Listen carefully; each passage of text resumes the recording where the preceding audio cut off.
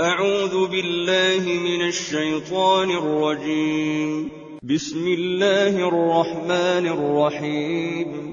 سبح اسم ربك الأعلى الذي خلق فسوى والذي قدر فهدى والذي أخرج المرعى فجعله غثاء أحوى سنقرئك فلا تنسى إلا ما شاء